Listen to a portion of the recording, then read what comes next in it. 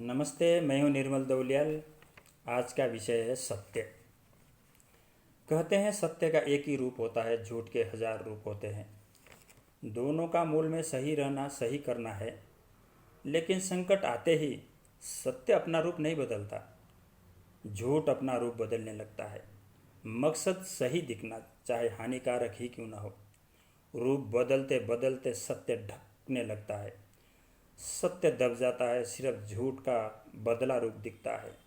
सामने वाला उसी को सत्य मानकर भ्रमित हो जाता है, उसी को सत्य मानकर आगे बढ़ता है। दिशा भटक जाता है। वो कौन सी जगह जाकर खत्म होगा, किसी को पता नहीं होता, क्योंकि झूठ का अंत विनाशी है। उदाहरण के लिए हमारे ग्रंथों के अनुसार स्त्री जल रूपी है, पुरुष अग्नि रूपी है।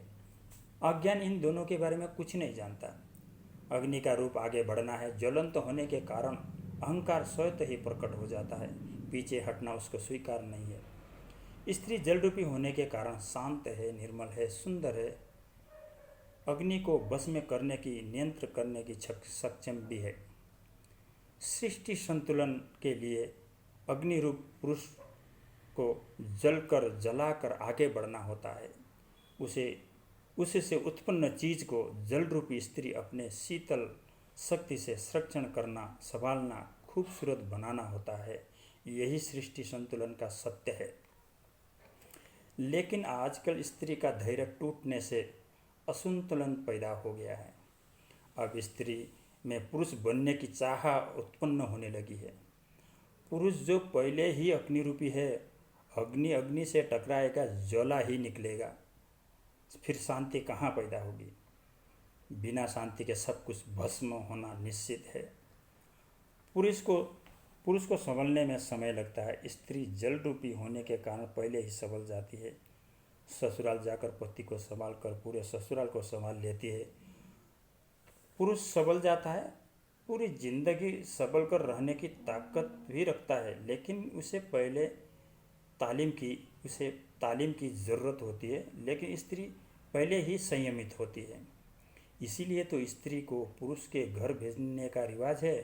अगर पुरुष को स्त्री के घर जाने का रिवाज होता तो पुरुष 2-4 दिन में ही या अपने आप मर जाता या ससुरालों को मार देता, क्योंकि वो अग्नि रूपी है। इसीलिए तो संसार में स्त्री ही पुरुष के घर जाती है। अगर इसी तरह स्त्री पुरुष बनने लगी, उन्नति तो होगी, संभालने वाला कोई नहीं होगा।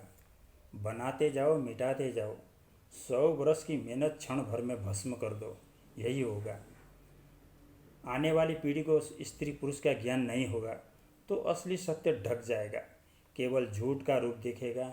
नई पीढ़ी झूठ को ही सत्य मानेगी, उसी का पालन करेगी जो सही नहीं है। तो प्रश्न उठता है, सत्य ढकता ही क्यों है। उदाहरण के लिए एक गांव में एक जगह पर एक मंदिर है। वहाँ हर रोज़ पूजा होती है, आदमी खुश है। लेकिन धीरे धीरे जमाना बदला। पूजा की जगह मनोरंजन ने ले ली। मनोरंजन का किरदार करने वाले अच्छे लगने लगे, उनकी ख्याति बढ़ने लगी। जहाँ गए वहाँ मंदिर से ज़्यादा भीड़ होने लगी। एक दिन उस गांव में जहाँ मंदिर था, उससे थोड़ी दूर पर मनोरंजन घर बनाया गया। वहाँ धीरे धीरे मनोरंजन घर पर भीड़ बढ़ने लगी। मंदिर में आदमियों का घटना शुरू हो गया। मनोरंजन के भीड़ ने ऐसा समा बांधा कि मंदिर की घंटी, मंदिर की शंख मनोरंजन के कार्य में बाधा लगने लगी। पुजारी से अनुरोध करके घंटी शंख धीरे बजाने का अनुरोध करने लगे। धीरे धीरे पुजारी भी मनोरंजन में रुचि जग गई। धीरे धीरे मंदिर में पूजा बंद हो गई। मनोरंजन हाल में अहंकारियों ने जड़ जमा लिया। धीरे धीरे वहाँ मंदिर बेकार, बिना काम का लगने लगा। तो मनोरंजन की भीड़ इतनी बढ़ गई कि जगह कम पड़ने लगी। सबने कहा, यहाँ तो पूजा भी नहीं होती, खाली है। इस मंदिर को हटाकर मनोरंजन हाल का दायरा बढ़ाया जाए। मंदिर हट गया, मनोरंजन हो गया वहाँ पर। लेकिन मंदिर का सत्य ढक गया। 100 साल बाद कौन विश्वास करेगा वहाँ पर मंदिर था। उस सत्य को उजागर कैसे करोगे, वहाँ पर मंदिर था। ऐसे ही सत्य का सत्य ढकता आया है। ये सत्य हमारे जीवन से जुड़ा भी हो सकता है, जो ढक गया हो।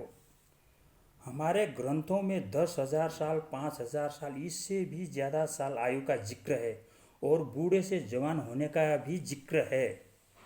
तो हम इतने अल्प आयु क्यों है? क्या सत्य ढककर हमारे सामने झूठ है जो हम सत्य मान रहे हैं? इसी सत्य का तो हम ढूंढ कर निकालना है। आखिर असली सत्य क्या है, कहाँ है? इसी की तो खोज की है, इसी को तो खोजना है हमने। धन्यवाद।